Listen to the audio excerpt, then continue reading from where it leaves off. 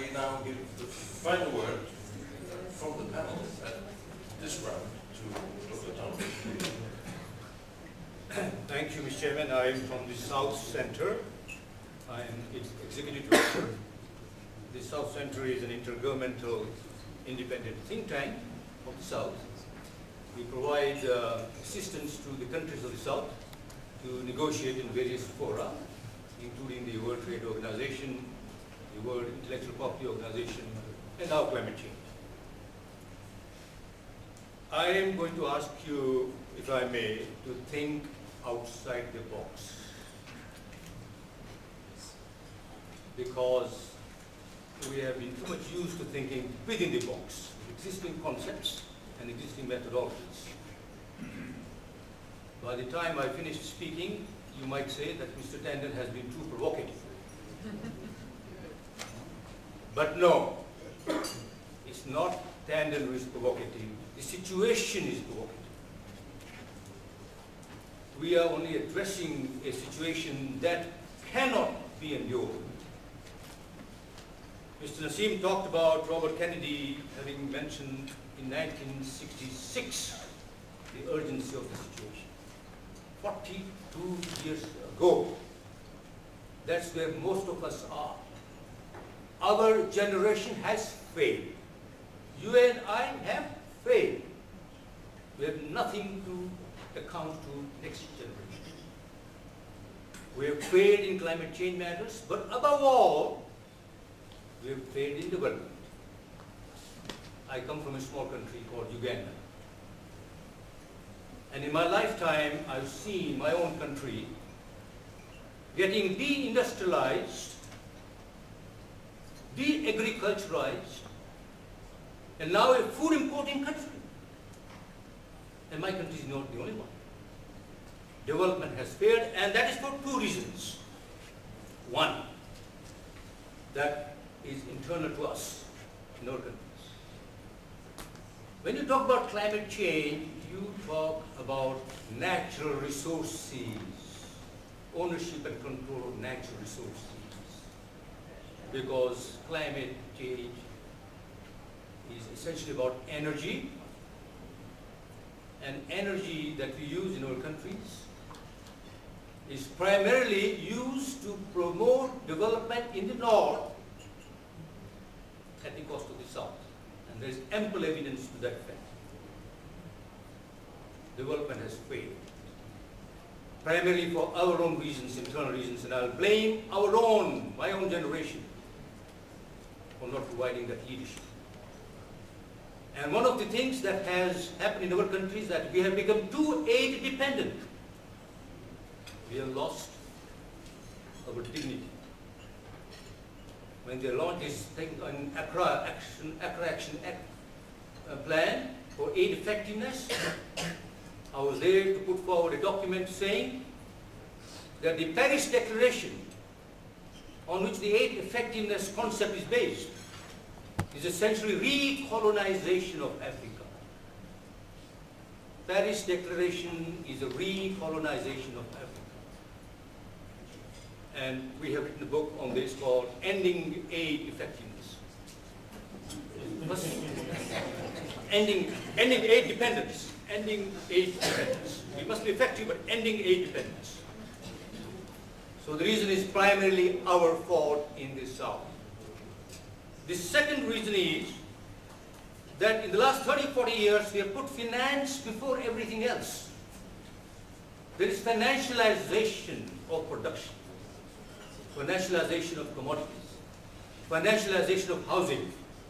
The housing bubble that you have in the United States is as a result of banks happily extending credit to poor mortgage takers in the United States and putting finance over mortgages. They collateralized these mortgages, flew it around the world in securitized documents, and they did not know they were creating toxic debt.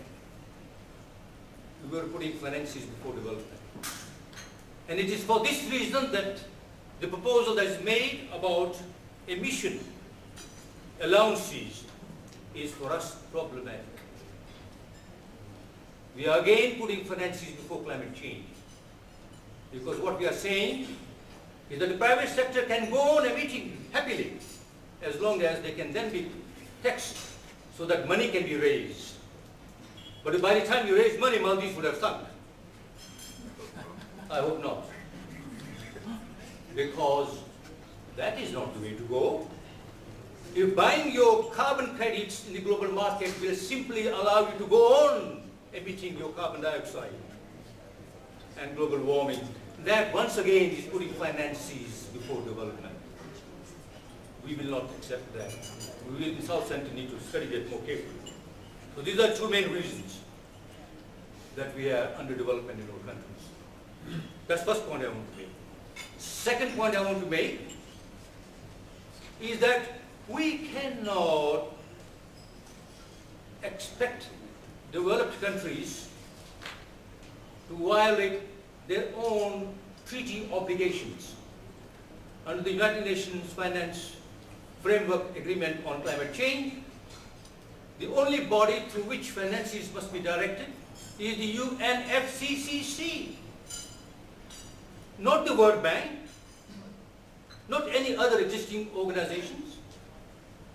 The World Bank has been responsible, and I'll say it bluntly because I have evidence. I come from countries where evidence is plenty. The World Bank has been responsible for putting on our countries and our leadership accepting those policies of structural adjustment programs that were the cause of poverty in our countries. They create poverty in our country. Poverty, like climate change, is a man-made phenomenon. And both of them live in the north, that man, who are creating poverty and climate warming. The commitment of the UNFCCC is to put the money through UNFCCC.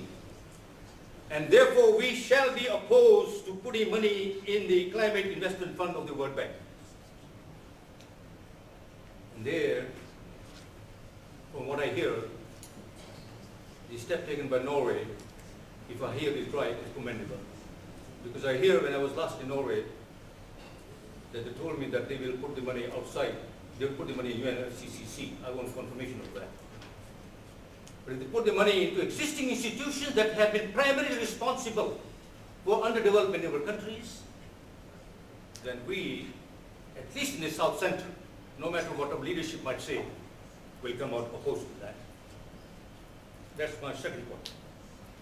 Third point is, under Articles 4.3, 4.4, 4.5, 4.8 and 4.9 of UNFCCC, there is a commitment on the part of industrialized countries to provide public sector funds. This is a commitment. It's a treaty commitment. The question of additionality does not even arise. It's not part of ODA in any case. So nobody is doing any favor to us to say that this is going to be additional. No, this is a treaty commitment. That's a public sector commitment. The question is, where is the private sector funding going to come from? Now that question we can address. There is no clear answer to that. We have carried out a study in Southcentre which says that if the public sector financing 0.5 to 1% of GDP is put into climate sector funding, then we can raise something like $1.6 billion a year. $1.6 billion, not much. You know how much they have put into bailouts in the United States and Europe? Just for the last few months, $4.1 billion. Just compare. $4.1 billion raised in a matter of few months to bail out their banks. When in fact, public sector commitment that they had themselves entered into will only require $1.6 billion. And once again, they are not doing any favors to us. If they ask my country, Uganda, not to deforest and give money for us not to deforest, no favor to us, because it's a global public good. Forests are part of global public good. When we maintain those forests, we are not doing just favors to Ugandans, we are doing favors to humanity. And it is for that reason that I would say that the innovative proposal that has come from Ecuador is an excellent proposal. The so-called Yasumi project. because the Ecuadorians have suggested that we shall leave oil in the ground and not bring it on the surface, because this will add to fuel consumption.